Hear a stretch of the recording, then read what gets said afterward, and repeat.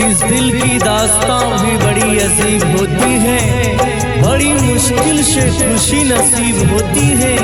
किसी के आने पर खुशी हो या ना हो, पर जाने पर बड़ी तकलीफ होती है।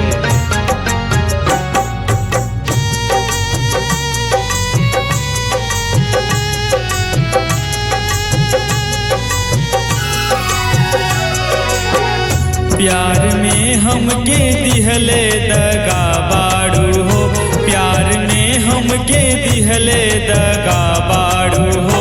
का कहीं जान तू बेवफा बाड़ू हो, का कहीं जान तू बेवफा बाड़ू हो। कौने बतिया के दिहले सजा बाड़ू हो, कौने बतिया के दिहले सजा बाड़ू हो। का कहीं जान तू बेवफा बाड़ू हो, का कहीं जान तू बेवफा बाड़ू हो।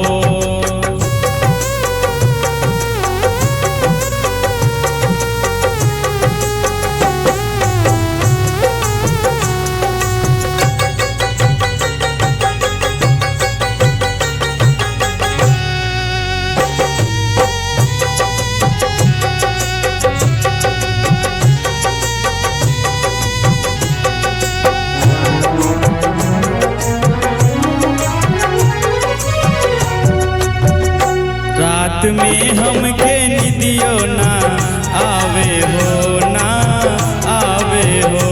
दिन भर तोहरा याद सतावे हो, सतावे हो।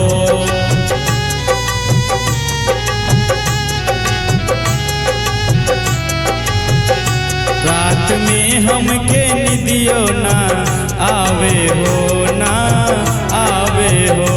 दिन भर तोहरा याद सतावे हो, सतावे हो। हमके छोड़ शादी दूसरा से रचा बाड़ू हो, हमके छोड़ शादी दूसरा से रचा बाड़ू हो। का कहीं जान तू बेवफा बाड़ू हो, का कहीं जान तू बेवफा बाड़ू हो। टूटा हो दिल तो दुख होता है, करके मोहब्बत किसी से ये दिल रोता है। दर्द का एहसास तो तब होता है जब किसी से मोहब्बत हो और उसके दिल में कोई और होता है।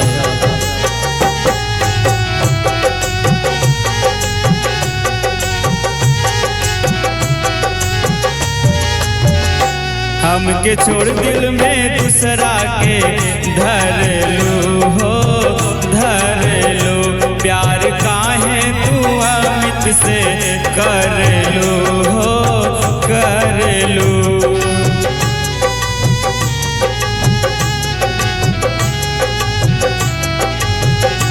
हमके छोड़ दिल में दूसरा के धर लो हो, धर लो। प्यार काहे तू अमित से कर लो हो, कर लो। काहे अमित पे भइले फिदा बाड़ू हो, काहे सूरज के दिहले दगा बाड़ू हो।